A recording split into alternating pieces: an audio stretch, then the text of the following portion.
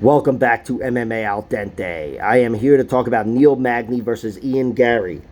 Neil Magny has taken this fight on short notice. He is 36 years old, 28-10 as a pro, and he's the same height as Garry, but he's got 6 inches of reach over 25-year-old Ian Garry, who is 12-0 as a pro. Ian Machado Garry. Magny, look, he's taking this fight on short notice. He's 36 years old. He's got a couple of strikes against him on paper. And he's fighting one of the best youngsters, most dangerous guys in the division. I think I can just call him a contender now, even though he's still kind of an up-and-comer. Neil Magny, though, I have to look at his losses, which I do in any fight anyway. And he's only got 2 via TKO. Santiago Ponzinibbio and Lorenz Larkin. Lorenz Larkin went through him like a buzzsaw, and Santiago Ponzinibbio beat him. It was a sustained beating for 4 rounds, and then in the 4th round, he actually knocked him out. Hit him with a big right hand, and Magny face planted.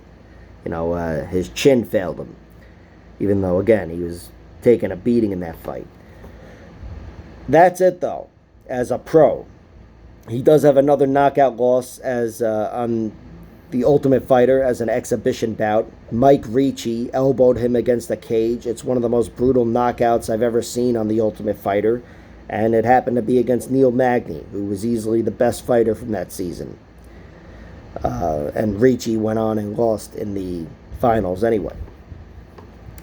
But Neil Magny, yeah, he might be a little more vulnerable these days, but he's really tough to get out of there with strikes. And a lot of that's due to his other skills. He's really good at mixing things up. He's kind of a jack of all trades, really good everywhere. Maybe not excellent anywhere, though. And a lot of his fights have been him neutralizing his opponents. His opponents are almost always more dangerous than him in both striking and grappling, if not one or the other, like in this fight here. And Neil Magny is really good at taking that off the table. And a lot of times he's forced to just stuff his opponent against the cage in the clinch and neutralize him. And he'll do that. He's got a great work rate, really good cardio.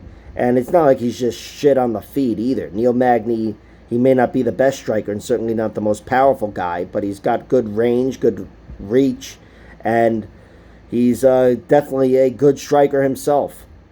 I think one of his best performances, certainly maybe his best victory, is over Jeff Neal.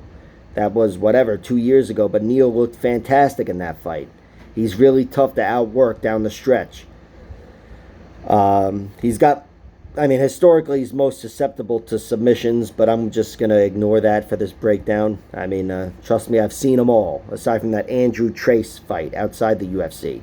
But Neil Magny is vulnerable in a lot of ways, but here you just got to look to the striking. I do think if he's caught striking with Ian Garry, his reach will help him and whatever, but he's still going to be outgunned technically and powerfully by Ian Garry. That's just a lot of firepower.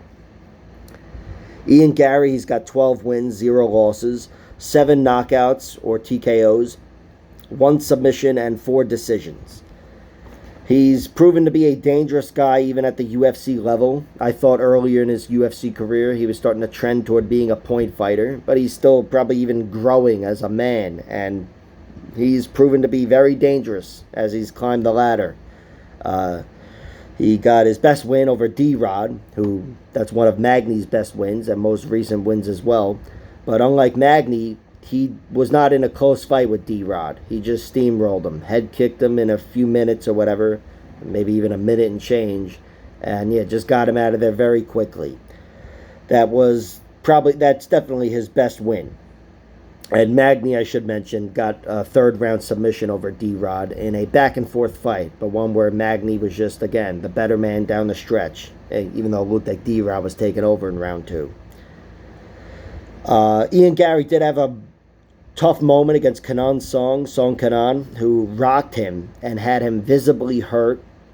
I don't know if I can say he was close to being finished, but it was obvious he was hurt. And Ian Garry protected himself after getting dropped.